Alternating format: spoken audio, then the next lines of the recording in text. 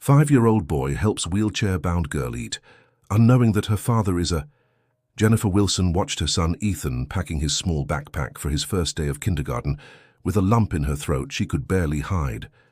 After the disappearance of Robert, her husband, life had crumbled like a sandcastle, forcing them to move from their comfortable home in Tribeca to a tiny apartment on the outskirts of Chicago.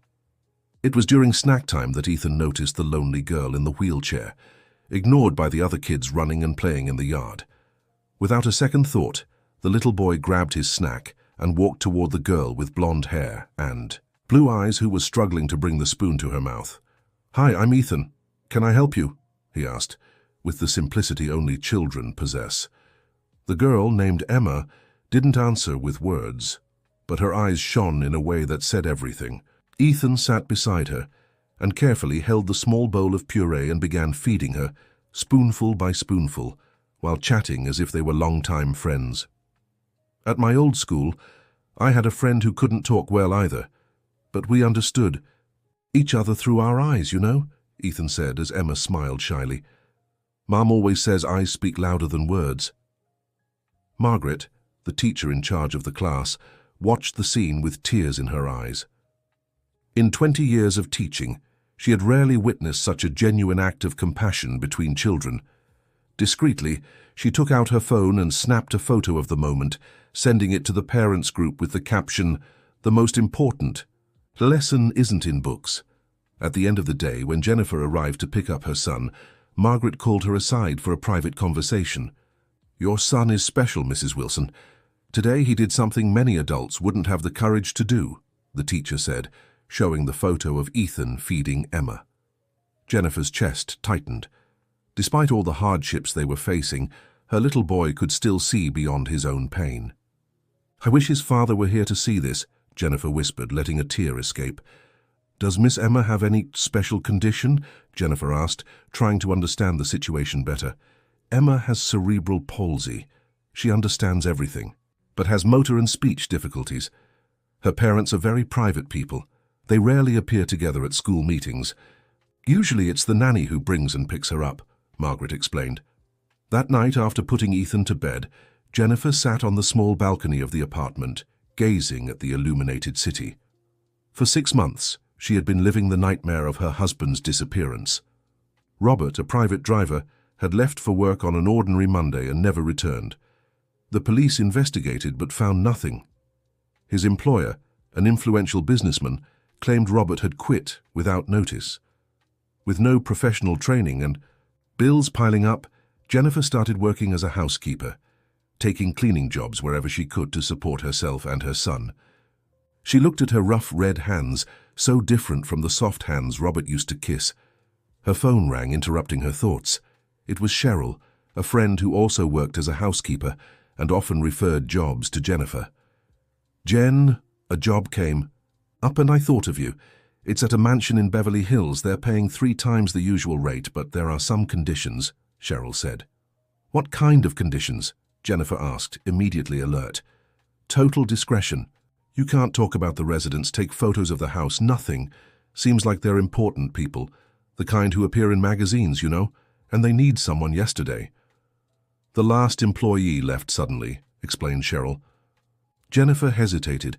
Something about that offer sounded odd, but the amount mentioned would solve several of her immediate problems, including buying Ethan's asthma medication. "When do they want me to start?" she finally asked. "Tomorrow, if possible. I sent you the address in a message. It's called the Anderson Estate. Just ask for the housekeeper, Mrs. Martha," Cheryl replied. The next day, after dropping Ethan off at school, Jennifer headed to the given address. Her heart raced when the GPS announced her arrival. It was an imposing mansion with high walls, surrounded by a flawless garden. At the entrance, a stern-faced security guard asked for her ID. "Good morning. I'm Jennifer Wilson. I'm here for the housekeeper position," she said, trying to hide her nervousness. After a brief intercom check, the gates opened. Jennifer was led down a stone pathway to the main entrance, where a woman around 60, impeccably dressed, waited for her. "Good morning, Mrs. Wilson. I'm Martha, the housekeeper." "Let's talk in the office," the woman said, her formal tone intimidating Jennifer. In the luxurious office, Martha explained the house rules, strict schedules, restricted areas, and above all, absolute discretion about anything she saw or heard within those walls. The Anderson family values their privacy above all else. Any violation of these rules will result in immediate dismissal and possible legal complications, Martha warned, handing Jennifer a contract to sign. As she read the document's clauses, Jennifer noticed a photo frame on the desk. The picture showed an elegant man in a dark suit beside a girl in a wheelchair. Her heart nearly stopped when she recognized the child. It was Emma, the girl Ethan had helped at school. Is this the employer's daughter? Jennifer asked, pointing at the photo. Martha seemed uncomfortable with the question. Yes, that's young Emma. Do you know her? Jennifer swallowed hard, quickly debating whether to reveal the coincidence. No, I don't. I just thought to... She's a very pretty child, she replied, deciding to keep the information to herself for now. Mr. William Anderson is very protective of his daughter. Since the accident that left her in a wheelchair, he's been entirely devoted to providing her with the best care, Martha explained, her tone a mix of admiration and sadness. Accident? Jennifer couldn't suppress her curiosity. It was almost 2 years ago, a car crash. Martha stopped abruptly, as if she'd said too much. But we shouldn't discuss it. Mr. Anderson doesn't like the subject brought up. Just then, an elegant woman with flawlessly styled blonde hair entered the office. She wore expensive clothes and understated jewelry, but her expression seemed tired, almost melancholy, despite the polite smile she wore. Ah, you must be the new employee, the woman said, extending her hand to Jennifer. I'm Catherine Anderson. Welcome to our home. Thank you very much, Mrs. Anderson. I'm Jennifer Wilson, she replied, feeling out of place in her simple clothes next to this woman who looked like she'd stepped out of a fashion magazine. Has Martha explained your duties? We mainly need you to keep the upper floor in order. That's where the bedrooms and Emma's therapy room are, Catherine said softly. Yes, ma'am, I'll do my very best, Jennifer assured her. Wonderful. And please, if you see my husband, try to be discreet. He's been working very hard and doesn't like to be disturbed at home, Catherine added, her tone carrying something Jennifer couldn't quite decipher. Meanwhile, at school, Ethan continued his growing friendship with Emma. During recess, he pushed his chair to a shaded area of the schoolyard, away from the noise of the other children. Do you like to draw? I love it, he said, pulling a well-used sketchbook from his backpack. Look, this is my daddy. He disappeared, you know, but Mommy says one day he'll come back. Emma looked at the drawing with interest. In it, a smiling man in a driver's uniform held the hand of a little boy. Ethan kept talking, as if he'd finally found someone who truly listened. Mommy cries at night when she thinks I'm asleep. She misses Daddy, I do too. His little face grew serious for a moment, but soon brightened again. But I take care of her. I make her coffee in the morning. Well, just the chocolate milk, because I can't use the stove. Emma smiled and, with visible effort, raised her hand to touch the drawing. Ethan understood the gesture. Do you want to draw too? I'll help you, he offered, taking her hand to place the pencil between her fingers. Together, they made a simple drawing of 2 children, holding hands. Ethan had extraordinary patience, guiding Emma's hand gently, encouraging every small movement. Teacher Margaret, who had been observing the interaction from a distance, approached discreetly. What a beautiful drawing you're making, she remarked, crouching to the children's level. We're drawing us. Emma and I are friends now, Ethan declared with conviction.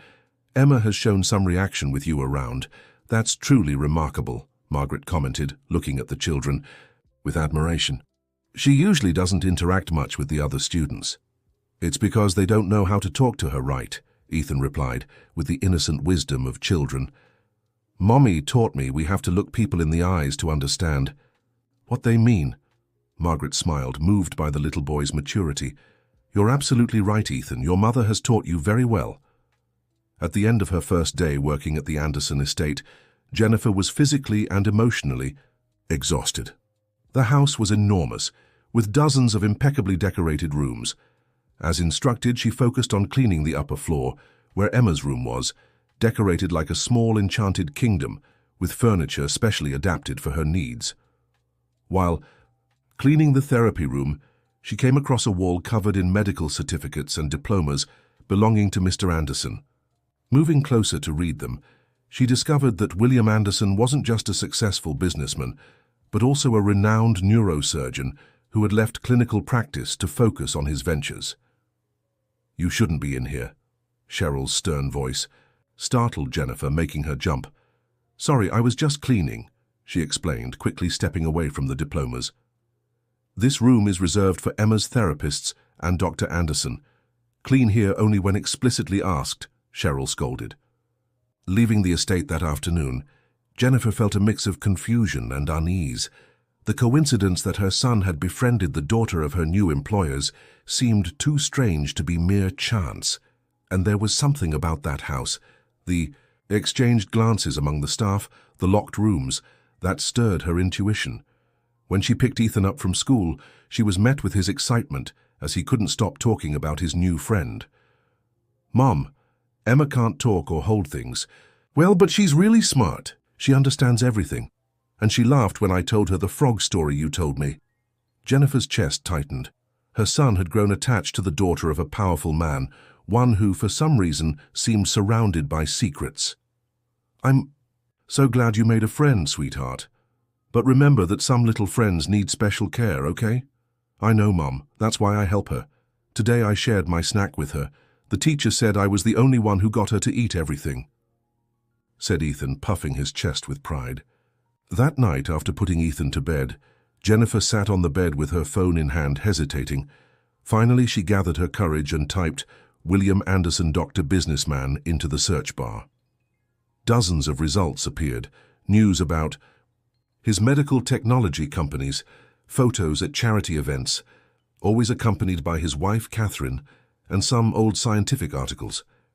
In a 2-year-old article, she found mention of an accident involving the businessman's daughter, who had since partially stepped back from business to focus on the child's recovery. The piece was vague about the accident's circumstances, only stating it had happened on the road to Aspen and resulted in Emma's current condition. Jennifer froze. Robert had disappeared right after a work trip to Aspen, where he was supposed to take his boss to a medical conference. The dates matched perfectly. Her heart raced. Could it be? No, it had to be just a coincidence. Chicago was big, but the world of the very rich and powerful was small. There were probably dozens of businessmen who had traveled to Aspen around that time. She decided she needed to be cautious. The job paid well, and she desperately needed the money. She couldn't afford to raise suspicions or ask inappropriate questions. For now, she would keep her findings to herself and watch closely. In the days that followed, a routine settled in. Jennifer went to the mansion in the morning after dropping Ethan off at school and worked until mid-afternoon, when she left to pick him up. At home, she listened with delight to Ethan's stories about Emma, how he helped her eat, draw, and how they'd created a blinking communication system, 1 for yes, 2 for no. At the mansion, Jennifer rarely saw William Anderson, who spent most of his time traveling or locked in his office. Catherine, however, began showing some interest in Jennifer, asking about her life, her son, her struggles. "It must be hard raising a boy alone," Catherine remarked one morning as Jennifer tidied the library. It wasn't common for her employer to strike up conversation, which caught Jennifer off guard. "Yes, Ma'am, it has its challenges, but Ethan, he's a good boy. He helps me a lot," Jennifer replied cautiously. "How old is he?" Catherine asked, flipping absently through a book. 5, ma'am. Catherine smiled faintly. "The same age as Emma. You know, since the accident, we've tried everything to help her. The best doctors, therapists, equipment. But she remains so closed off, so distant." Jennifer's heart ached. Should she mention the children's friendship? Would that violate the household's discretion policy? Children have their own timing, Ma'am. Sometimes what they need isn't specialists, just understanding, she ventured. Catherine looked at Jennifer curiously. "You seem to understand these things, Jennifer. Your son, is he healthy?" "Yes, ma'am. Aside from mild asthma, he's perfectly healthy," Jennifer replied, unsure where this was leading. Catherine fell silent for a moment, as if weighing something important. "I was thinking..." Emma hardly interacts with other children outside school. The doctors say more social time would be good for her. Your son? Do you think he'd like to come play with her sometime? We'd pay well for your extra time, of course. Jennifer nearly dropped the feather duster she was holding. It was the perfect opportunity to reveal that the children already knew each other, that they were already friends. But something made her hesitate. Her instinct told her there was more to that proposal than simple maternal concern. I believe, so ma'am, Ethan is very sociable and affectionate with other children, she finally replied. Excellent. Could you bring him this Saturday? William will be traveling, and it would be a good time for a quiet meeting, suggested Catherine with enthusiasm that seemed genuine. Of course, ma'am, we'd be honored, agreed Jennifer, while her mind raced trying to understand the implications of that invitation. That afternoon, when Jennifer went to pick up Ethan from school, his teacher Margaret was waiting for her, with a serious expression. Mrs. Wilson, could we talk for a minute? The teacher asked, leading her to a more secluded corner of the courtyard. Jennifer felt a chill in her stomach. Had something happened to Ethan? Your son has a special gift, Mrs. Wilson, began Margaret, much to the mother's relief. The way he connected with Emma is extraordinary. Today, something incredible happened. Emma made sounds trying to answer one of Ethan's questions. They were just grunts, but for a child who hasn't attempted verbal communication in months, this is a big step forward. Jennifer felt her eyes well up with tears. My Ethan has always been like this. He has a huge heart, she said proudly. But that's not all, the teacher continued. Emma's physical therapist was here today for a session and was impressed by their interaction. She wants to speak with you about the possibility of including Ethan in some therapy sessions as a social facilitator. Jennifer was speechless. It was too much of a coincidence. First the job at the Anderson estate, then Catherine's invitation, and now this. The therapist left her card. It's Dr. Amanda Miller, said Margaret, handing Jennifer an elegant business card. When she read the name of the clinic on the card, Jennifer's legs nearly gave out. Anderson Neurological Institute was printed in gold letters beneath the doctor's name. That night, Jennifer barely slept. Her mind buzzed with questions and theories. Why so many coincidences? Was it possible William Anderson had known who she was from the start? Could he have any connection to Robert's disappearance? Dear listener, if you're enjoying the story, don't forget to like and especially subscribe to the channel. It helps us a lot as we're just starting out. Now continuing. When Saturday arrived, Jennifer dressed Ethan in his best outfit, a navy blue shirt and jeans she'd bought on sale. The boy was excited about visiting his friend's house, completely unaware his mother already worked there. Mom, do you think Emma has lots of toys? Ethan asked while Jennifer combed his unruly hair. I'm sure she does, sweetheart. But remember, Emma is special. You might need to play a little differently, Jennifer explained. I know, Mom. Like at school. I'll help her play, you'll see, the boy replied with determination. When they arrived at the Anderson mansion, they were greeted by Catherine herself, who seemed both nervous and eager. Welcome, you must be Jennifer and Ethan, Catherine greeted, crouching to the boy's height. Emma is so excited to meet a new little friend. Ethan looked confused at the woman. But I already know... Jennifer gently squeezed his hand, stopping him. Ethan is very happy to play with Emma, aren't you, sweetheart? She said, giving him a meaningful look. Yeah, he replied, still confused but understanding he should follow his mother's lead. Catherine led them to the mansion's inner garden, where Emma sat in her wheelchair, accompanied by a nurse. When she saw Ethan, the girl's eyes lit up with recognition, and she began to move her arms slightly. Look at that, Emma already seems to like you, Catherine remarked, surprised by her daughter's reaction. She's usually very reserved with strangers. Ethan glanced at his mother, who discreetly nodded, giving him permission. Hi, Emma, he said, walking over naturally and taking his friend's hand. You have such a cool house. To Catherine, and the nurse's astonishment, Emma let out a sound that resembled laughter. She's laughing? Catherine brought a hand to her mouth, moved. It's been so long since I've heard her laugh like this. Jennifer watched the scene with a heavy heart. Catherine's joy was genuine, but the circumstances of this meeting were built on a misunderstanding. Catherine didn't know the children already knew each other. that they were already friends. "Can I give her the snack? I know how she likes it," Ethan asked innocently, pointing to the small table with a plate of cut fruit. Catherine and the nurse exchanged surprised glances. "What do you mean you know how she likes it?" Catherine asked, confused. Before Jennifer could intervene, Ethan replied naturally, "At school I always help her eat.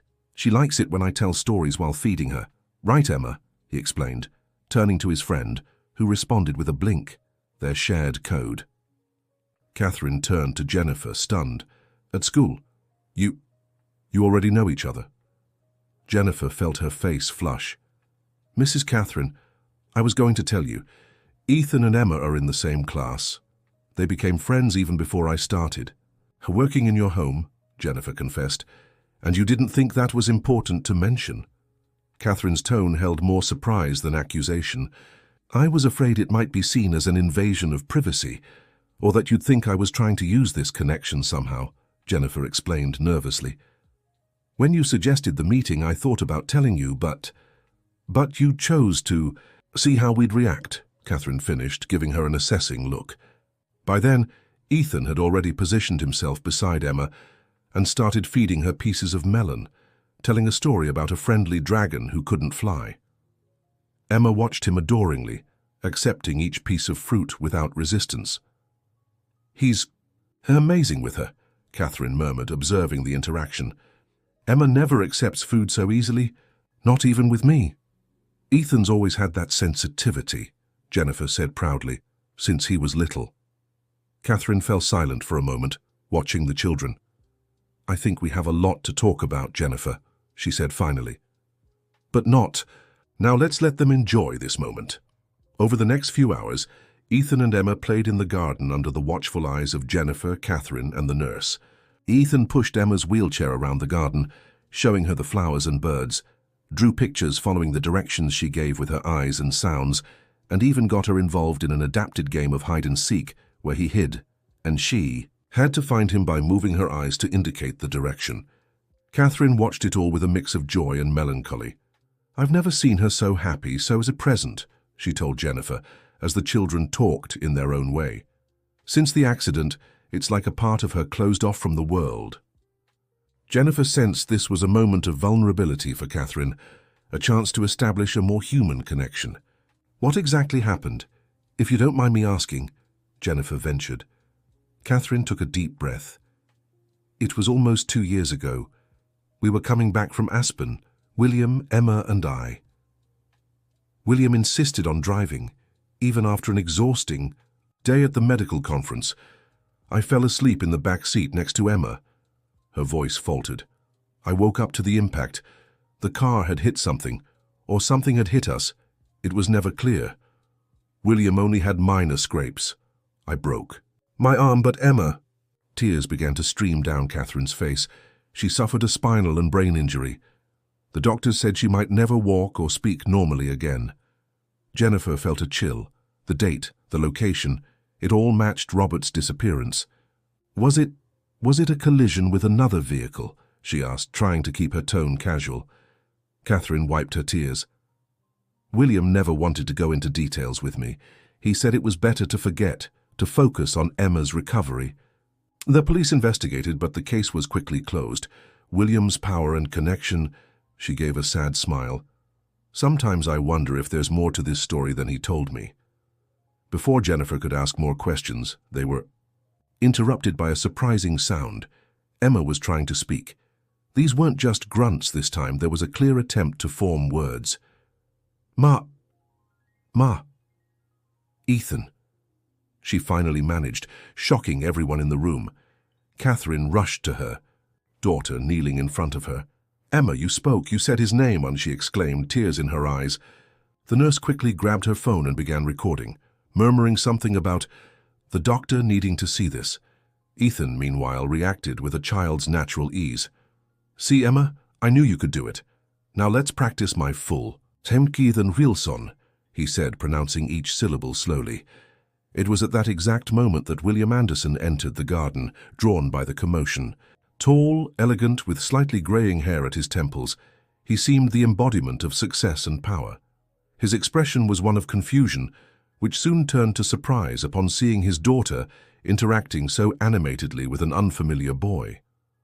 "What's going on here?" he asked, his deep voice immediately silencing everyone present, except Ethan, who kept encouraging Emma to repeat his name. "William, you're back early," said Catherine, quickly standing. "We have visitors. This is Jennifer, our new employee, and her son Ethan." William barely registered Jennifer's presence, his eyes fixed on the boy now holding his daughter's hand so naturally. "Emma just spoke, William." "She said the boy's name," Catherine exclaimed, still emotional. William approached slowly, watching the interaction between the children. Emma, seeing her father, smiled and tried again. Dad. Ethan." William's face changed. It was a mix of paternal emotion and something else. Recognition? Discomfort? Jennifer couldn't quite place it. How did this happen?" William asked, kneeling beside his daughter. "Ethan and Emma are classmates," Catherine quickly explained. "They already knew each other, and apparently he's been a great positive influence on her. At school. Helps her eat, communicate." William turned his attention to Ethan, studying his face as if searching for something. "What's your full name, boy?" he asked, with an intensity that made Jennifer step protectively closer to her son. "Ethan Wilson, sir," the boy replied politely, extending his hand as Robert had taught him. "Nice to meet you." William automatically reached out but froze upon hearing the last name. His eyes darted from Ethan to Jennifer. "Wilson?" he asked, his voice slightly altered. "I'm Jennifer Wilson, sir," she introduced herself, holding William's gaze with a courage she didn't know she had. "I started working at your house this week." William's eyes narrowed slightly. "Catherine, why don't you take the kids to get some ice cream in the kitchen?" he suggested, without taking his eyes off Jennifer. "I'd like to speak with Mrs. Wilson in private." Catherine seemed confused by her husband's sudden change in behavior, but nodded, asking the nurse to take the children. "No, Mom, I want to stay with Emma," Ethan protested, clinging to his friend's chair. "Just for a little while, sweetheart. You can come back to play later," Jennifer promised, trying to stay calm. "Go have some delicious ice cream. With Emma, okay?" Reluctantly, Ethan finally agreed, following the nurse as she pushed Emma's wheelchair into the house. Catherine cast one last worried glance at her husband before following them. William led Jennifer to a small gazebo at the far end of the garden, away from prying ears. His imposing stature and serious expression made Jennifer feel small, vulnerable, but she refused to show fear. "How long?" William asked abruptly as soon as they sat down. "Excuse me?" Jennifer pretended not to understand. "How long have you been planning this? Getting a job in my house, letting your son get close to my daughter?" William's voice was controlled but tense. Jennifer felt her blood boil. "I didn't plan anything, Mr. Anderson. It was a coincidence that Ethan and Emma went to the same school. As for the job, it was offered to me by a friend who knows your housekeeper," she replied firmly. William studied her for long seconds, as if weighing the truth of her words. "You're Robert Wilson's wife," he said finally, not as a question but as a statement. Jennifer's heart raced. So he remembered Robert. "Yes, your former driver who mysteriously disappeared almost 2 years ago," she answered, unable to hide the bitterness in her voice. William stood and paced the gazebo, visibly disturbed. "I didn't expect this," he murmured, more to himself than to Jennifer. "Not here, not now." "What happened to my husband, Mr. Anderson?" Jennifer asked directly, standing as well. "Why did he disappear? What do you know that you didn't tell the police?" William turned to face her, his expression now more controlled. "Mrs. Wilson, I understand your distress, but this isn't the time or place for this conversation. There are complications you wouldn't understand," he said in a conciliatory tone. "Complications?" Jennifer repeated, outraged. "My husband vanished 2 years ago. My son cries every night asking for his father. We had to sell our home, leave our life behind. And you talk about complications." "Lower your voice, please," William urged, glancing nervously toward the house. "I don't want Catherine or the children to hear this." "Why?" "Because it would mean telling the truth about the accident that left your daughter in a wheelchair," Jennifer ventured, watching William's reaction closely. The businessman's expression hardened. You don't know what you're talking about. I know more than you think. Robert's disappearance coincides exactly with Emma's accident. You were coming back from Aspen, where Robert was supposed to pick you up after a medical conference. Jennifer took a step forward, confronting him. Oh, what happened on that road, Mr. Anderson? William visibly paled. This is unfortunate, he said finally, regaining some composure. I'm sorry, but I can't allow you to keep working in my home, nor can I let your son stay in contact with Emma. What? Jennifer couldn't believe it. Didn't you see what happened today? Your daughter spoke for the first time in months because of my son. We will hire the best therapists, find other ways to stimulate her, replied William, unyielding. I ask that you gather your things and your son and leave my property. I will send your payment for the time worked, with an additional compensation for the inconvenience. Jennifer felt her eyes burn with tears of anger and frustration. You think you can just push us away like this, after what we saw today? Your money can't buy everything, Mr. Anderson. It can't buy the truth or justice. William sighed heavily. Mrs. Wilson, don't make this harder than it already is. There are things at stake that go beyond the two of us. Where is my husband? Jennifer asked, her voice trembling. Is he alive? For a moment, William's mask of coldness seemed to crack. Something resembling compassion crossed his face. Your husband is alive, Mrs. Wilson, he finally answered. That's all I can say for now. Jennifer's legs nearly gave way. Robert was alive. After 2 years of uncertainty, that confirmation was like a ray of light in the darkness. Where is he? Why hasn't he come back to us? The questions poured out in a rush. William shook his head. I can't answer now. I need time to think, to sort things out. Please respect my request and leave my home today. I promise we'll be in touch next week, he said, in a tone that brooked no argument. At that moment, they were interrupted by shouts coming from the house. It was Catherine's voice desperately calling for William. Without hesitation, the businessman ran toward the mansion with Jennifer close behind. When they reached the kitchen, they found a chaotic scene. Emma was having what appeared to be a seizure, while Ethan, frightened, was being held back by Catherine to keep him from getting too close. What happened? William demanded, rushing to his daughter. I don't know. We were just having ice cream and suddenly she started shaking, Catherine explained in panic. Jennifer pulled Ethan to her side, shielding him from the terrifying sight. The boy, tears in his eyes, looked stunned. Mom, I just gave her ice cream like I always do at school. I didn't do anything wrong, he sobbed. I know, sweetheart, I know. It wasn't your fault, Jennifer comforted, holding him tightly. William, with the calm of an experienced doctor, quickly took control. He turned Emma on her side to prevent choking, checked her pulse, and told the nurse to call an ambulance. It's one of her episodes. They've been happening less often, but they still occur. He explained to no one in particular, his professional tone masking the fear Jennifer could see in his eyes. Moments later, Emma stopped convulsing, lying still and exhausted in her father's arms. Her eyes, still conscious, searched the room for her friend. Ethan, she tried to call, her voice weak.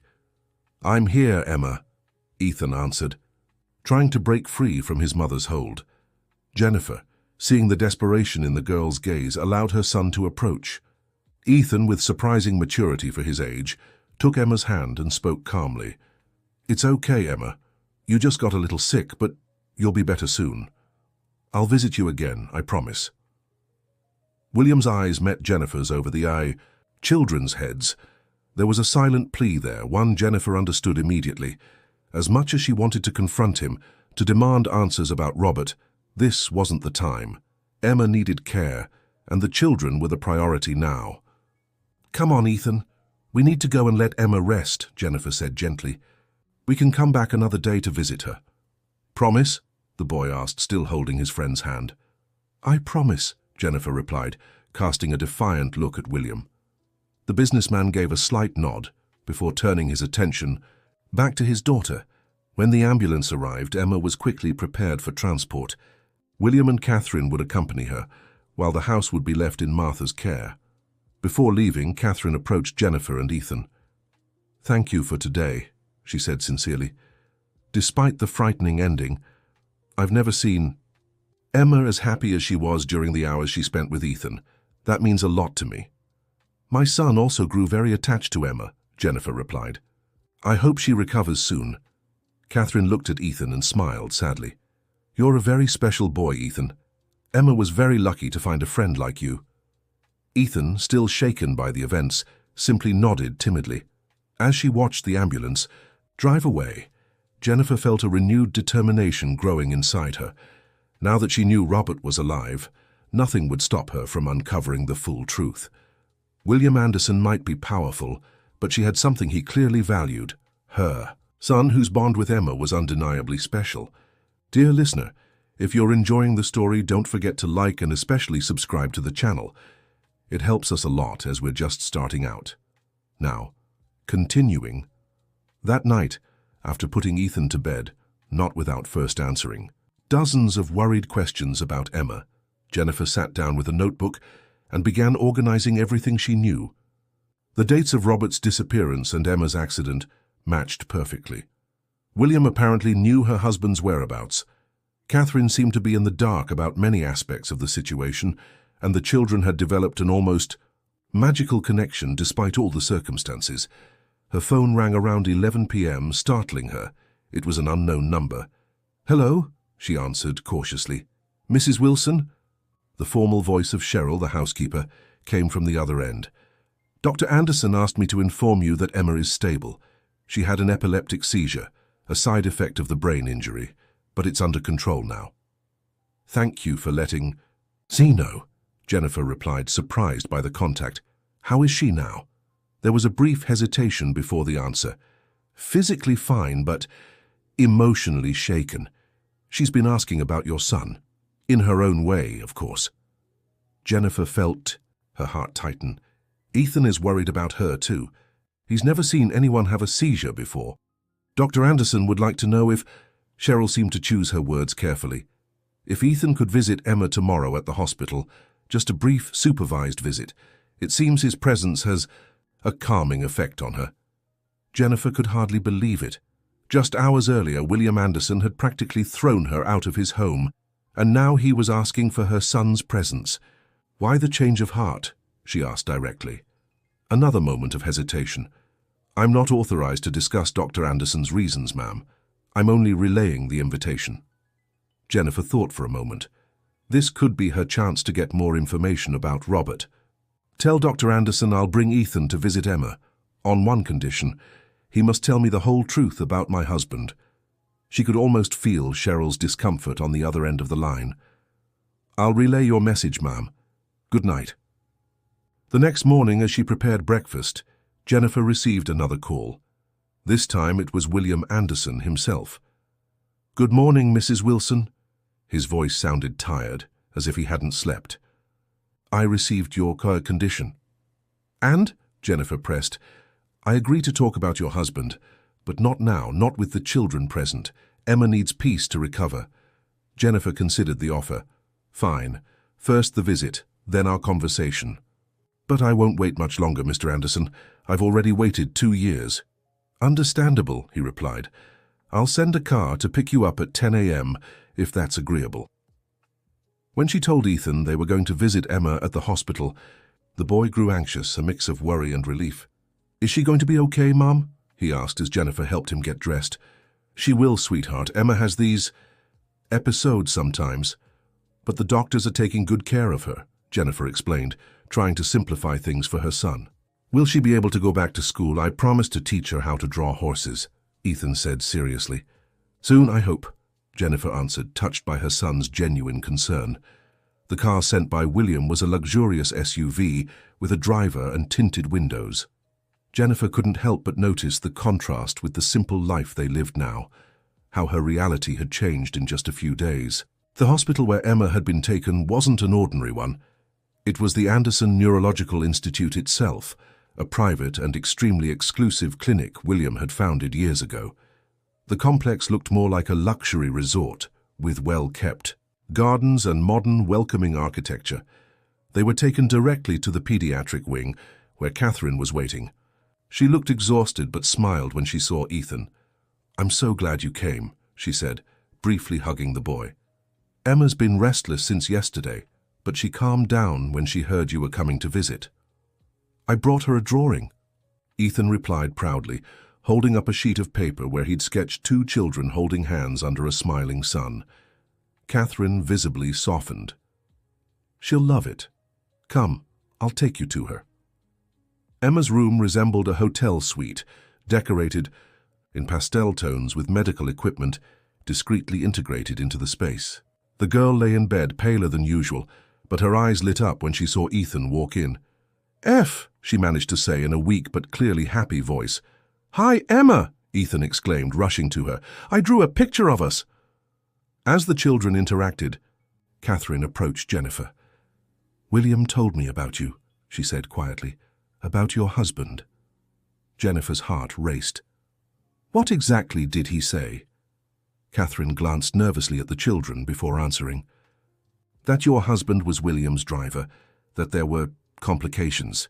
He didn't go into details. He never does when it comes to the accident." Her voice dropped even lower. "But I've never seen him as shaken as he was last night. After Emma finally fell asleep, he locked himself in his office and stayed there for hours." "Your husband knows where Robert is," Jennifer stated, not as a question. Catherine nodded slowly. "I believe so, and I think he's finally ready to tell the truth." She hesitated before continuing. "Not for me, not for you, but for Emma. It's the first time in 2 years I've seen her respond to someone like this. It's like a part of her has come back." Jennifer looked at the children. With the nurse's permission, Ethan had climbed onto the bed and was showing Emma every detail of his drawing, while she responded with excited sounds and expressions. "They have a special connection," Jennifer remarked. "Almost as if fate wanted to bring our families together despite everything," Catherine replied with a meaningful look. The door opened and William walked in. He looked even more exhausted. Then Catherine, with deep shadows under his eyes and a posture less imposing than usual. He watched the children for a moment before noticing Jennifer. "Can we talk?" he asked directly. "In my office." Jennifer glanced at Ethan, hesitant to leave him. "He'll be safe here," William assured her, sensing her concern. "Catherine and the nurse will stay with the children." Reluctantly, Jennifer agreed, following William through the quiet hallways of the clinic to a spacious office on the top floor with a panoramic view of Chicago. "Please have a seat," William said, closing the door behind them. Instead of sitting, behind the imposing mahogany desk, he chose an armchair directly facing Jennifer, removing the physical barrier between them. "Before we begin, I need you to understand something, Mrs. Wilson," William said gravely. "What I'm about to tell you involves not only your husband and my family, but potentially my career and reputation. I'm trusting that the children's well-being will be your priority, as it is mine." "My only priority is my son and finding my husband," Jennifer replied firmly. "I have no interest in your reputation, Dr. Anderson." William nodded, seeming almost relieved by her bluntness. "2 years ago, we were returning from Aspen after a medical conference," he began, looking out the window as if he could see the past in the city's skyline. "I had dismissed your husband early that day, preferring to drive back myself. Robert was supposed to return to Chicago the next day, handling some personal matters for me in the city." He paused, visibly uncomfortable. "I was exhausted. I had presented a new surgical technique at the conference, participated in heated debates, and yet I insisted on driving. Catherine fell asleep in the back seat with Emma. It was nighttime, raining." His voice faltered. "I must have dozed off for a second. When I opened my eyes, there was a truck coming in the opposite direction, partly in my lane." Jennifer held her breath. "I swerved sharply, lost control of the car. We veered off the road, tumbling down the slope several times. When the car finally stopped, I quickly assessed the situation as a doctor. Catherine was hurt but conscious. Emma—" His face twisted in pain. "Emma was unconscious, bleeding. We needed urgent help." William stood, pacing the office as he continued. I managed to get out of the car and climb back up to the road to call for help. That's when I saw the truck had stopped. The driver got out, checking for injuries.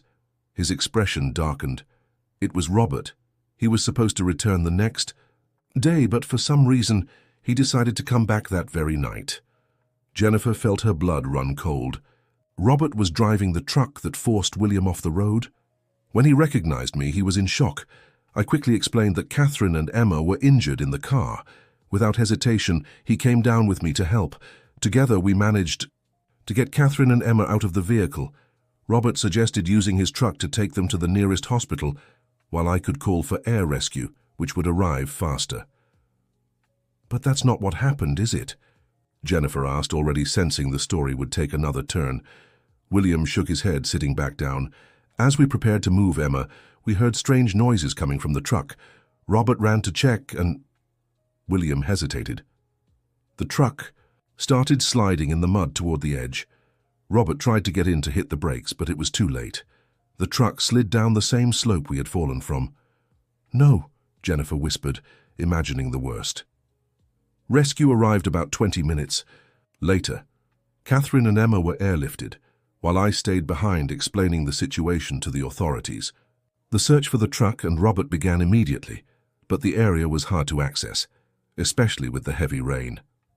William stopped, as if reaching the hardest part of the story. The next morning they found the truck completely destroyed. There was no body. Jennifer felt a confusing mix of emotions. Relief that they hadn't found Robert's body, but also confusion. Where could he be then? 3 days later, when I had already lost hope, I received a call from the municipal hospital in a small town 60 kilometers from the accident site. They had found a severely injured man with no identification, wandering disoriented along the highway. When I got there, it was Robert. "He was alive!" exclaimed Jennifer, tears in her eyes. "Yes, but in critical condition, severe head trauma, multiple fractures, and most concerning, traumatic amnesia. He didn't remember who he was, his past life, and not even his name. And why didn't they look for me? Why wasn't I notified?" Jennifer's voice was heavy with anger and frustration. William took a deep breath. "Because I was afraid of the legal implications, the headlines in the papers. Renowned neurosurgeon causes accident that leaves daughter paralyzed. Afraid of the scandal, the guilt," he admitted, visibly ashamed. "So I made the most cowardly decision of my life. I used my connections to transfer Robert to a specialized neurology clinic in rural Colorado under a false name. I convinced the authorities to call off the search, declaring that he had likely been thrown into the river during the accident." "How could you?" Jennifer stood up, outraged. "How could you do this to our family? Ethan cried for months. I sold everything we had just to survive." "I have no excuses," William replied, not lifting his eyes. "At first I told myself it was temporary, that as soon as Robert regained his memory, I'd help him return to his family. But as the months passed and Emma showed no significant improvement, and Robert's condition remained practically the same." "You chose to keep lying," Jennifer finished bitterly. "Yes," William admitted, "but believe it or not, I took care of him. I made sure he had the best treatment possible, the best specialists. I visited him regularly, trying to help him recover his memories." "And does he remember us?" William finally looked up. "Not completely. His memory comes in flashes, fragments. He draws a lot, mostly a little boy. I think it's Ethan. And recently he started writing the name Jen over and over." Jennifer couldn't hold back her tears. Jen was what Robert used to call her affectionately. "I want to see him," she demanded, "now. It's not that simple. His condition is delicate. An emotional overload could cause a setback. The doctors recommend a gradual approach," William explained. 2 years, Jennifer exclaimed. 2 years of suffering, of uncertainty. Don't ask me to wait any longer." William stood, walking to a small table with a water bottle. He poured 2 glasses, offering one to Jennifer, who refused with a sharp gesture. "I understand your anger, Mrs. Wilson, and I don't expect your forgiveness. But I ask you to consider this. Right now, we have 2 children downstairs who, despite all our mistakes, have developed a special connection. Emma has made more progress in 2 days with Ethan than in 2 years of intensive therapy. Jennifer listened silently, still wrestling with her rage. Here's my proposal. Tomorrow, I'll take you to see Robert. We'll do it with proper preparation, with doctors present. In return, I ask that you let Ethan keep seeing Emma, that you don't take away the bond that clearly benefits them both. Jennifer weighed the offer. As much as she wanted to scream, to demand immediate compensation for all the suffering, she knew the priority had to be Robert and Ethan's well-being. On one condition, she said finally. I want Robert transferred here to your clinic in Chicago. I want to visit him daily, to be actively involved in his recovery. William nodded at once. I've already given the orders for the transfer. He'll arrive tonight. Jennifer narrowed her eyes, suspicious. You had already decided this before our conversation, hadn't you? William had the decency to look embarrassed. After seeing Ethan with Emma yesterday, I realized I couldn't keep up this situation any longer. The children showed me what I, with all my supposed medical wisdom, couldn't see. That healing often comes from the simplest, most genuine human connections. Jennifer didn't respond right away, trying to process everything she had just learned. Robert was alive. Soon she could see him, touch him again. The idea felt almost surreal after all this time. What about Catherine? Does she know about all this? She finally asked. No, William admitted. She only knows Robert was involved in the accident, but believes he disappeared afterward. Tonight, after the children are asleep, I'll tell her the whole truth too. Just then they were interrupted by a knock at the door. It was Catherine, her expression troubled. Sorry to interrupt, but you need to see this, she said. Urgency in her voice. Following her quickly back to Emma's room, Jennifer and William found an extraordinary scene. Emma was sitting up in bed, straighter than usual, with Ethan beside her. The boy held a bowl of Jell-O, patiently feeding her while telling a story. Look, Catherine whispered, pointing to Emma's hands. The girl was moving her fingers, trying to reach the spoon Ethan held. These weren't just involuntary spasms common in her condition, but deliberate, coordinated movements, as if she was trying to take the utensil herself. Is this new? William asked, visibly moved. Catherine nodded, tears in her eyes. Completely new. She's never tried to grab anything on her own since the accident. The doctors and therapists were quickly called to assess Emma. Excitement buzzed among the medical team as they ran quick motor response tests. There appears to be significant reactivation in the neuromotor pathways of her upper extremities, one of the neurologists explained to William. It's as if something in her brain has woken up. Jennifer watched the scene with mixed emotions. On one hand, she was genuinely happy for little Emma, who clearly shared a special bond with her son. On the other, she couldn't help thinking of the lost time with Robert, the moments they could never get back. When the doctors finally finished their exams and stepped out to discuss the results, Ethan approached his mother. Mom, Emma's getting better. I told her if she could grab the spoon herself, I'd bring my toy cars next time, he said, beaming. Jennifer hugged her son, proud. You're a very special boy, you know that? Catherine joined them, wiping away tears. Your son is a blessing, Jennifer. I don't know how to thank you for... Her voice broke. No need to thank me, Jennifer replied sincerely. The children found each other. Maybe this was meant to happen despite everything. William, who had been watching from a distance, finally approached. Jennifer, if you'll join me. Again, there's a call we need to make. In the office, William put his phone on speaker and dialed a number. Dr. Anderson for Dr. Rachel Stewart, please. It's urgent, he requested. After a moment, a woman's voice answered. William, we're just preparing the patient for transfer, she said. Rachel, I'm here with Mrs. Jennifer Wilson, Robert's wife, William announced. I'd like you to update us on his condition.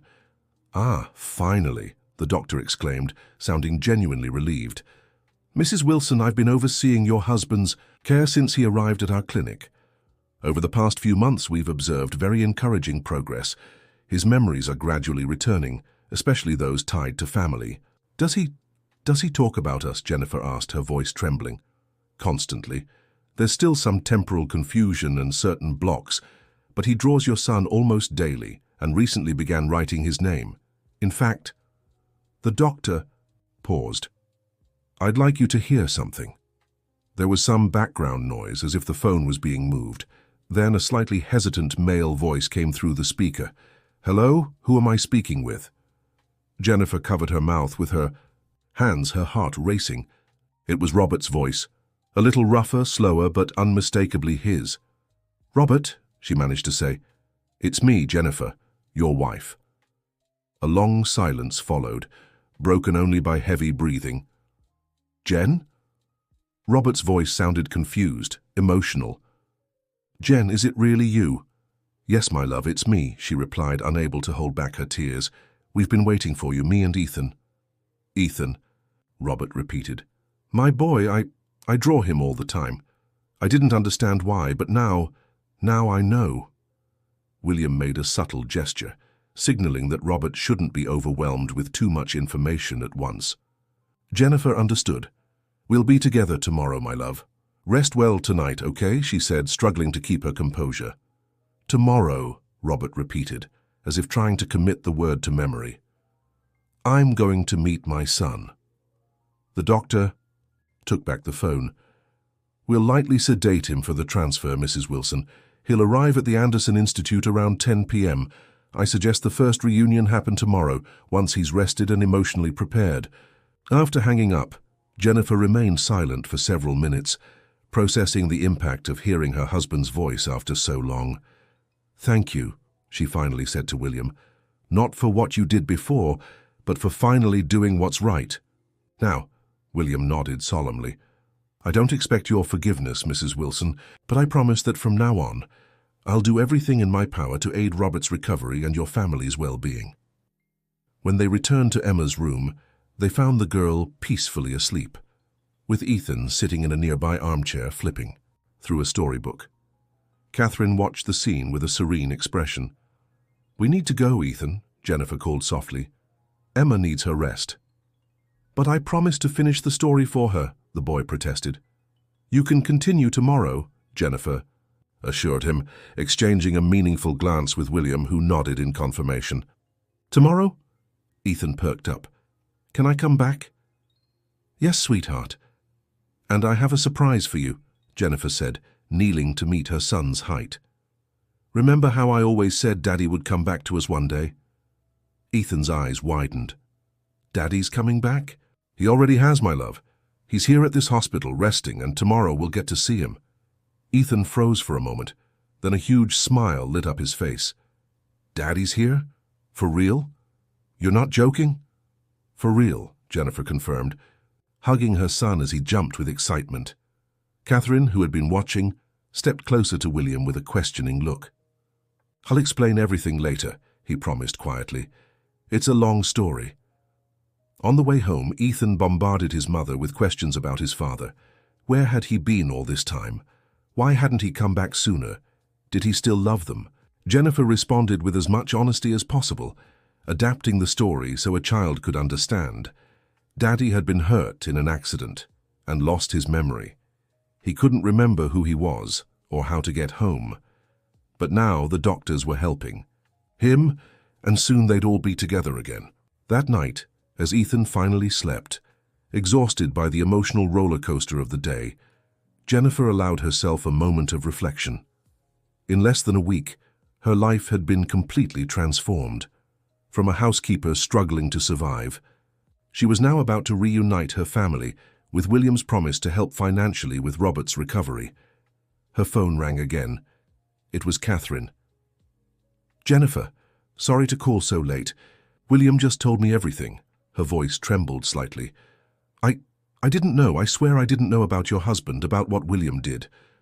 "I believe you, Catherine," Jennifer replied, sensing the sincerity in her voice. "I want you to know that from now on I'll do everything in my power to help your family. William is devastated, truly remorseful. He's always been a good man, but the fear of losing everything he built led him to make terrible decisions." Jennifer sighed. "I can't say I forgive him, Catherine.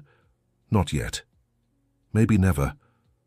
But for Ethan, for Emma, for Robert, I'm willing to move forward without bitterness."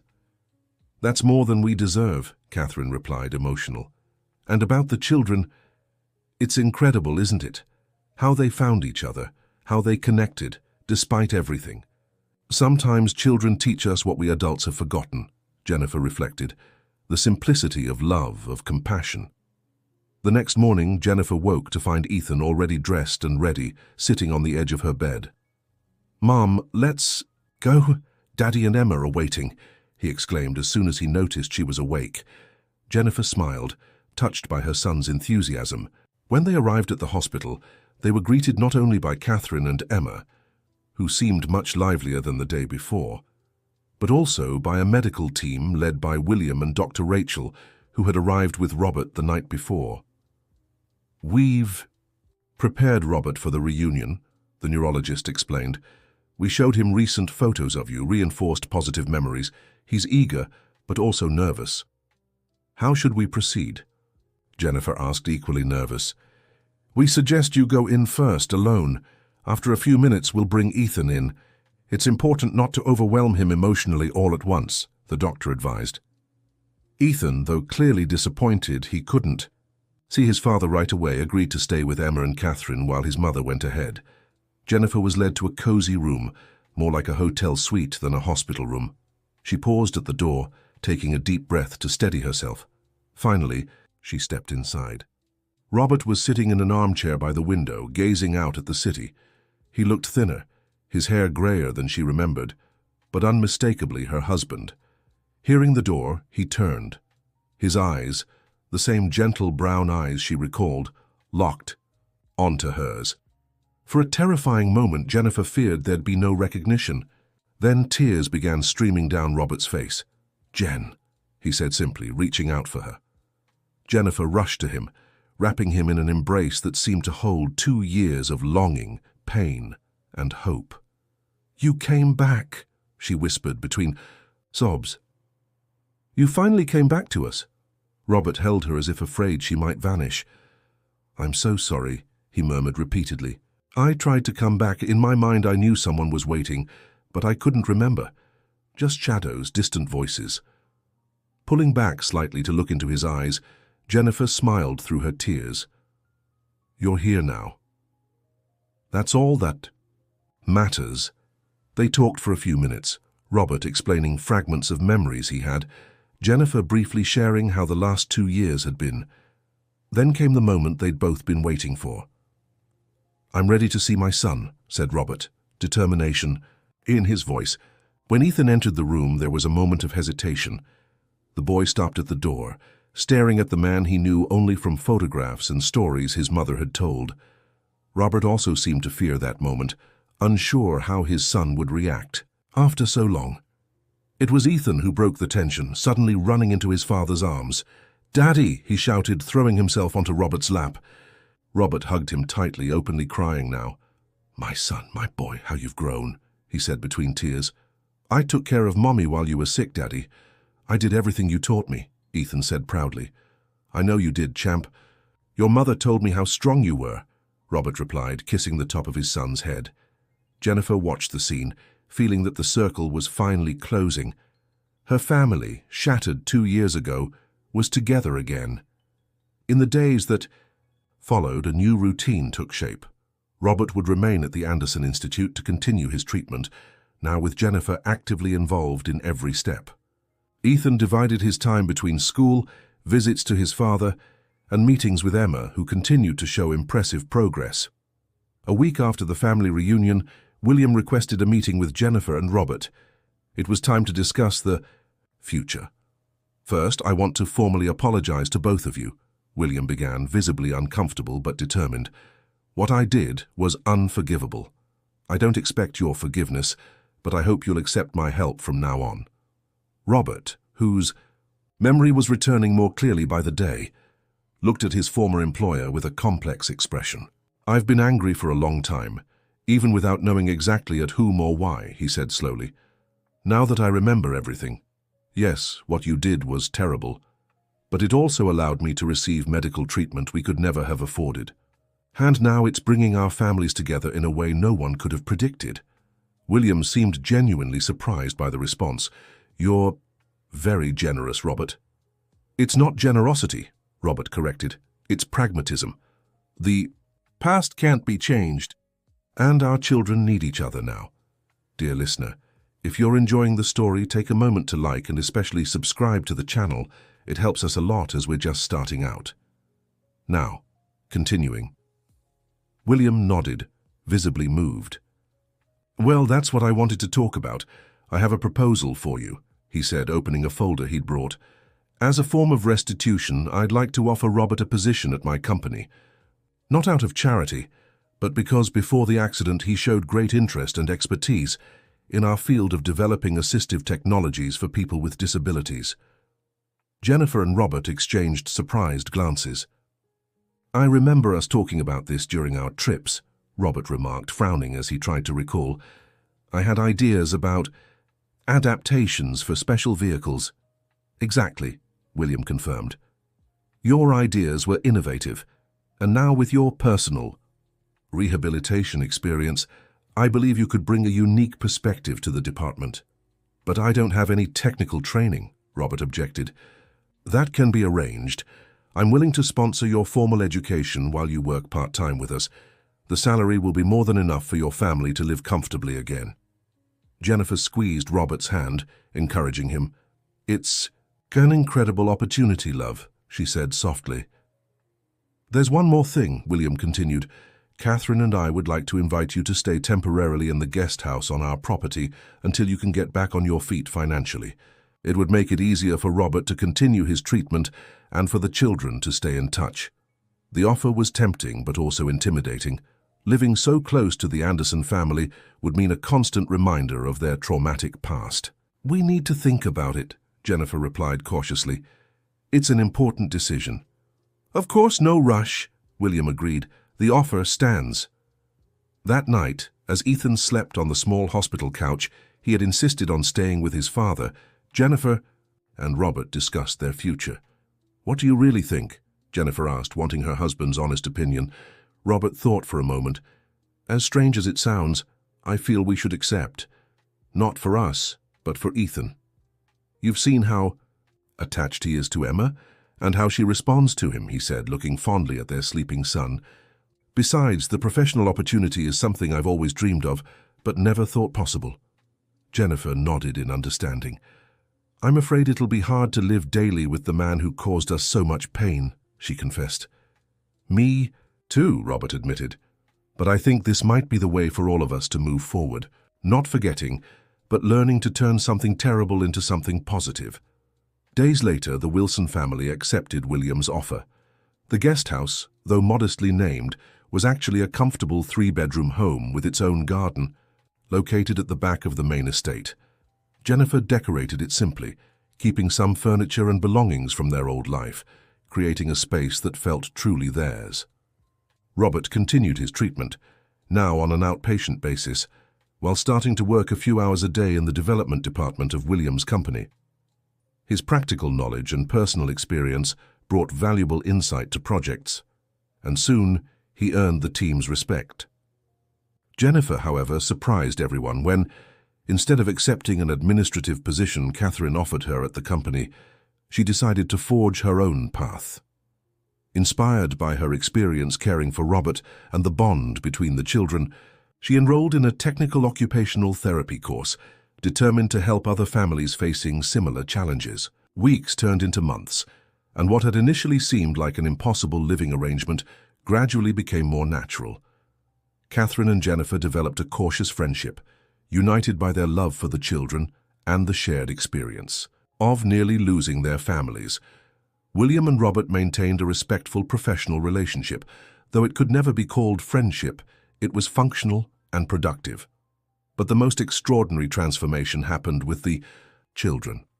Emma, inspired by Ethan's constant presence, progressed in her treatment in ways that surprised even the most experienced doctors. She began moving her arms with more control, forming short but clear sentences, and even showed progress in leg movement during physical therapy sessions.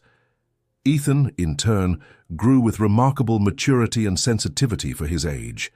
He became Emma's protector and biggest cheerleader, always inventing games she could join in. adapting activities to her abilities, celebrating every small step forward as if it were a major victory. One Sunday afternoon, about 6 months after the Wilson family reunion, everyone gathered in the main garden for an outdoor lunch. Robert, now mostly recovered, helped William prepare the grill. Catherine and Jennifer were setting the table, chatting animatedly about Jennifer's future projects in occupational therapy. Ethan was with Emma under the shade of a large tree, showing her a picture book about sea animals. As usual, he fed his friend pieces of fruit while enthusiastically explaining each image with childlike excitement. "Look, Emma, this is an octopus. It has 8 arms and can change color. Isn't that amazing?" he said, holding the book closer so she could see better.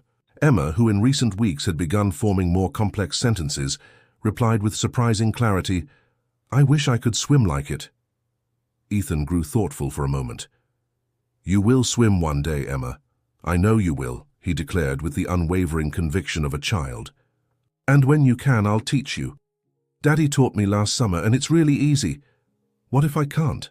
Emma asked, a hint of uncertainty in her voice. "Then we'll figure out another way to play in the water," Ethan answered simply, as if the solution were obvious. "There's always a way, you know. Mommy says when we really want something, we always find a path." Emma smiled, taking Ethan's hand in a movement that, months ago, would have been impossible for her.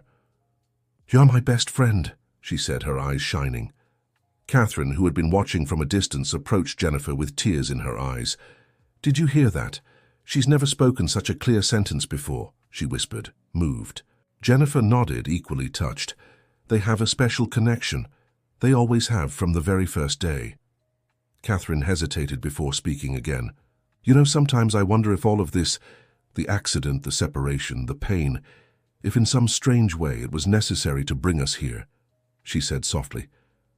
"It's terrible to think that way, I know, but—" "I understand what you mean," Jennifer replied, surprising herself with her own honesty. "I wish we'd gotten here through a less painful path, but yes, there's something meaningful in how everything connected." William approached, carrying a tray of prepared meats. "Everything all right?" he asked, noticing the women's emotional expressions. Catherine discreetly gestured toward the children. Emma just formed her most complex sentence yet. William watched his daughter for a moment, pride and gratitude evident on his usually composed face. Her latest scans showed activity in brain areas that had been dormant since the accident, he remarked in a professional tone that barely masked his emotion. "The neurologists are calling it bond-assisted recovery. Apparently her connection with Ethan is creating new neural pathways." "In simple terms?" Robert asked, joining the group with a bowl of salad. William smiled slightly. "In simple terms, your son is helping my daughter heal her brain just by being her friend." Robert glanced at Jennifer, a silent understanding passing between them. It confirmed what they had already suspected. The children, in their innocence and natural compassion, had become instruments of healing, not just for each other, but for the entire complex dynamic between their families. "I think it's time we told them," Robert said, checking his watch. Jennifer nodded eagerly. "Ethan, Emma, come here for a minute. We have some news," she called. The children approached, Emma in her wheelchair, now decorated with colorful stickers, chosen by Ethan, and the boy walking beside her, ever attentive. "Remember that special project we told you we were working on?" Robert began, kneeling to their level. Both nodded, curious. "Well, it's ready to be tested," William announced with an uncharacteristic smile. "It's a special hydrotherapy, equipment that will allow Emma to experience the sensation of swimming, even before fully regaining movement in her legs." Emma's eyes widened. "I'll be able to swim like the fish in the book?" she asked, hardly believing it. "In a special way, yes," Catherine confirmed, moved. "And guess what? Ethan will be able to swim with you if he wants to." I want to," Ethan exclaimed, jumping with excitement. "When, Uncle William, when can we try it?" "The therapeutic pool is already ready," William replied, smiling at the children's enthusiasm. "The equipment was installed yesterday. We can do the first test this afternoon after lunch." Emma clapped her hands, a movement that would have been unthinkable months ago. "Dad, thank you," she exclaimed, forming each word clearly. While the children celebrated, the adults exchanged emotional glances. The project had been developed jointly by William and Robert, an aquatic suspension system that would allow Emma to experience the sensation of free movement in water, with adjustable supports that could be gradually reduced as she gained strength and control. "It was your father's idea," William said to Ethan, placing a hand on Robert's shoulder. "He designed the prototype based on Emma's specific needs." Robert smiled modestly. "Let's call it a joint effort. Your engineering team turned my sketches into reality." After lunch, everyone headed to the therapeutic pool area, a new addition to the estate that had been built over the past few months. The space was impressive. A crystal-clear pool with temperature control, access ramps, support bars, and the suspension system designed especially for Emma. "It's beautiful," Jennifer exclaimed, admiring the welcoming and functional space. While the children changed with help from Catherine and Jennifer, William pulled Robert aside. "There's something I need to tell you," he said, with a seriousness that contrasted with the joy of the moment. "I received Emma's latest test results this morning." Robert tensed, fearing bad news. "What did they show?" William's face broke into a restrained smile. "Neural regeneration, not just in motor areas, but cognitive ones too. Specialists are calling it a medical miracle, but I know it's no miracle. It's the result of her connection with your son." Robert exhaled in relief. "Does that mean—" "It means there's a real possibility Emma may walk again someday," William finished, his voice thick with emotion. "The road is still long, but now there's a road." When Emma was brought to the poolside in her adaptive chair, her face glowed with excitement. Ethan was already in the water, wearing arm floats and supervised by an aquatic therapist. "I'm a little scared," Emma admitted, looking at the water. "I was scared the first time too," Ethan replied quickly. "But my dad held me and didn't let anything bad happen. Your dad will do the same." William, already chest-deep in the pool, reached out his arms to his daughter. "Trust me, Princess, I'll never let you go." With the help of the suspension system and the therapist, Emma was gently lowered into the water. The special harness kept her secure while allowing her to feel the weightlessness of floating. Her expression shifted from nervous to amazed as she realized she could freely move her arms in the water, creating small ripples. "Ethan, look," she called, swishing her hands across the surface. "I'm swimming like a mermaid. Come closer." Ethan encouraged, staying a safe distance away. "Try to reach me." With guidance from the therapist, William adjusted the support slightly, letting Emma experience more independence in her movements. To everyone's surprise, she began, moving not just her arms, but also making slight movements with her legs, weak, uncoordinated, but definitely intentional. "She's kicking the water," exclaimed Catherine, standing by the pool with tears in her eyes. "William, do you see this?" "I see it," he replied, equally moved, keeping his hands protectively close to their daughter. The session lasted only 20 minutes to avoid exhausting Emma too much, but the impact of that moment was immense. When the girl was lifted from the water, her face glowed with a happiness no one had seen since before the accident. "Can we come back tomorrow?" she asked as Catherine gently dried her off. "Every day if you want," William promised. "This is just the beginning, my princess." In the months that followed, the therapeutic pool became the center of Emma's routine. Every day she and Ethan had supervised sessions with the physical therapists, and every small progress was celebrated as a major victory. Robert, inspired by the results, dedicated himself entirely to improving the aquatic suspension system. His project began attracting attention from other rehabilitation professionals, and soon William offered him the opportunity to lead an entire department focused on assistive technologies. "You have a natural gift for this," William remarked, as they reviewed new prototypes in the office. "You see solutions that engineers with years of training miss." "It's because I see through the user's eyes, not the technology," Robert explained. "I've been through rehabilitation. I know how small details can make all the difference." The professional partnership between the two men gradually built a foundation of mutual respect that, if it didn't erase the past entirely, at least allowed them to build a different future. Jennifer, in turn, graduated with honors from her occupational therapy program, and with Catherine's support, founded a support program for families of children with special needs within the Anderson Institute. Her work focused especially on mothers and caregivers who often neglected their own physical and mental health while caring for their children. "No one understands what these families go through better than someone who's been there," she often said in her talks. "Compassion comes from shared experience." On a sunny afternoon, nearly a year after the aquatic therapy began, the Anderson and Wilson families gathered again for a special occasion, Emma's 7th birthday. The party, though small, was joyful and relaxed. In the garden decorated with colorful balloons, Emma surprised everyone when she said, "I want to show you something." William stepped closer, ready to help as he always did. "What do you want to show us, Princess?" "No, Dad, by myself," Emma insisted, determination in her eyes. Intrigued, everyone formed a small semicircle around her. Emma took a deep breath, gripped the sides of her wheelchair, and with visible effort pushed herself up to stand. A collective gasp swept through the group. Catherine covered her mouth, unable to contain her emotion.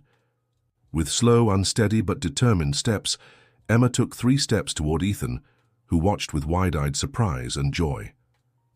"Happy birthday to me," she said, collapsing into his arms when her legs finally gave out.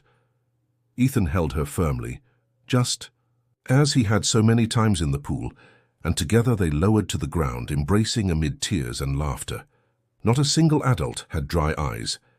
Catherine openly sobbed against William's shoulder, who, for the first time since Jennifer had known him, let his own tears flow freely.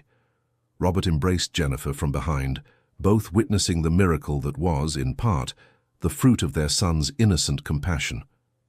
"She's been practicing in secret," revealed the physical therapist, also moved. "She asked us not to tell anyone. She wanted it to be a surprise." "Why didn't you tell us?" William asked his daughter, kneeling beside her. Emma smiled with that peculiar wisdom children sometimes possess. "Because I wanted to give all of you a gift," she simply replied, "especially Ethan, who always believed I could do it." The news of Emma's extraordinary progress soon spread through medical circles. The case began attracting national attention as a remarkable example of the power of human connection in neurological recovery. Journalists sought William for interviews, researchers requested permission to study the case, and other families, with children in similar situations, sought hope and guidance. It was Catherine who suggested creating the New Steps Foundation, a non-profit dedicated to combining assistive technology with social connection-based therapy for children with neuromotor challenges. "We could help so many other families," she argued during dinner. "What happened with Emma and Ethan doesn't have to be an isolated case." The idea quickly gained momentum. William provided the initial funding and his scientific credibility. Robert contributed his expertise in adaptive technologies. Jennifer brought her experience in family support, and Catherine took charge of administration and outreach. 2 years after the families reunited, the New Steps Foundation inaugurated its headquarters on a spacious property near the Anderson Neurological Institute. The complex included therapeutic pools, physical therapy areas, play spaces for children, and a research and development department. On its inaugural plaque, a simple phrase summarized its philosophy: "Healing begins with connection." On the morning of the inauguration, before the officials and distinguished guests arrived, the 2 families walked through the empty space, admiring the result of their joint effort. Emma, now 8, used only a light cane to assist her walking. Ethan, having just turned 9, walked patiently beside her, always ready to offer support when needed. "What do you think will happen now?" Emma asked as they watched the main pool being filled. "I think a lot of kids will be happy here," Ethan replied thoughtfully. "Like us." Emma smiled, leaning on her cane. "You know something?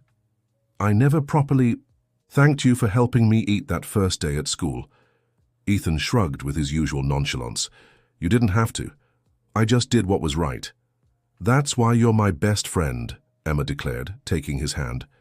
"Because you always do what's right, even when it's hard." Across the room, the 4 adults watched the children with serene expressions. "Who would have thought we'd come this far?" Jennifer remarked, gazing at all they had built together. Out of all possibilities, this was the least likely, William agreed, having grown warmer and more present in recent years. And yet somehow it feels exactly where we were meant to be. Robert, now overseeing the entire assistive technology division at the company while co-directing the foundation, nodded. You know what Ethan told me the other day? That when he grows up, he wants to be a doctor to help kids like Emma. Catherine smiled, and Emma said she wants to be an engineer, to invent things that help people like her. The four laughed softly, recognizing how the children had absorbed the best of each of them, transcending the flaws and mistakes of the adults. The ceremony will begin shortly, Catherine reminded, checking her watch. We should get ready. As they walked toward the auditorium, William paused for a moment, gently holding Robert's arm. I never said this properly, but thank you, he spoke sincerely. Not just for forgiving the unforgivable, but for turning something terrible into something extraordinary. Robert looked at the man who had once caused him so much pain, and surprisingly saw only another human being, flawed, imperfect, yet capable of change and redemption. It wasn't me, he replied simply. It was the children who showed us the way. The New Steps Foundation's inauguration ceremony was marked by heartfelt speeches and demonstrations of the technologies developed. When the moment came for Emma and Ethan to cut the ribbon together, hundreds of colorful balloons were released into the sky, symbolizing the hopes and dreams that this space would nurture. At that very moment, under Chicago's sky dotted with colors, two families, once united by tragedy, torn apart by fear, and reconnected by the innocent love of two children, shared more than a project. They shared a future. As the guests applauded and cameras captured the historic moment, Emma whispered to Ethan, "Thank you for teaching me to walk, even when I thought I never could." Ethan smiled with the simple wisdom that always defined him. "And thank you for teaching me that helping others is the best way to be happy." Hand in hand, the two children walked into the building that symbolized not just their personal stories, but the impact small acts of kindness can have. Like offering a spoonful of food to someone who can't feed themselves, never knowing that this simple gesture would forever change the fate of two families. The end of the story. Dear listener, were you moved by this journey of compassion and resilience? Tell us what you thought and which moment touched your heart the most. Leave a like and subscribe to the channel for more stories like this, stories that remind us of the transformative power of small acts of kindness.